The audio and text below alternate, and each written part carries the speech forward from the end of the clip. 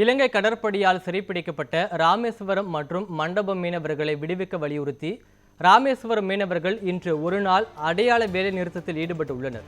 இது குறித்து கூடுதல் விவரங்களை நமது செய்தியாளர் ராஜ்குமார் வழங்க கேட்கலாம். வணக்கம் ராஜ்குமார், முழுமையான விவரங்களை பதிவு செய்யுங்க. வணக்கம் பிரகாஷ். அதாவது கடந்த 18ஆம் தேதி ராமேஸ்வரம் மண்டபம் பகுதியில் இருந்து மீன்பிடிக்க சென்ற மீனவர்கள் அதாவது 4 விசைப்படகையும் அதில் மீன்பிடிக்க சென்ற 22 மீனவர்களையும் எல்லை தாண்டி மீன்பிடித்ததாக வழக்கு பதிவு செய்த இலங்கை கடற்படையினர் சிறையில் அடைத்தனர்.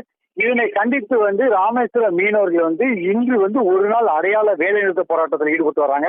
அதாவது இந்த அடையாள வேலைநிறுத்த போராட்டம் இருக்குன்னா கடந்த 18ஆம் தேதி கைது செய்யப்பட்ட 4 விசைப்படகையும் 22 மீனவர்களையும் உடனடியாக விடுதலை செய்ய வேண்டும். அதே போல ஏற்கனவே இலங்கை வசம் உள்ள படைகளையும் மீனவர்களையும் உடனடியாக விடுதலை செய்யும் உள்ளிட்ட கோரிக்கைகளை வலியுறுத்தி இந்த வேலைநிறுத்த போராட்டமானது தற்போது நடைபெற்று வருகிறது.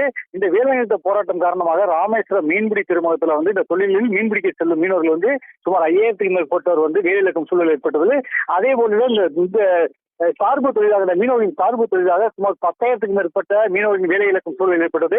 இதன் காரணமாக நாள் ஒன்றுக்கு சுமார் 1 கோடி ரூபாய் வரை இந்த வர்த்தகம் பாதிக்கப்பட்டு இருக்கு.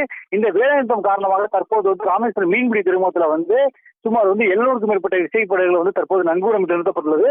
அதே போல இன்று 10:30 மணி அளவில் ராமேஸ்வரத்தை அடுத்த தங்கச்சிமடம் வலசை பிரிவில் மீனவர்களையும் மீனும் படகுகளையும் உடனடியாக விடுவிக்க வலியுறுத்தி மீனவர்கள் கண்டன ஆர்ப்பாட்டத்தில் ஈடுபட உள்ளாங்க. பிரகாஷ், முழுமையான விவரங்களை தந்தமைக்கு நன்றி ராஜ்குமார்.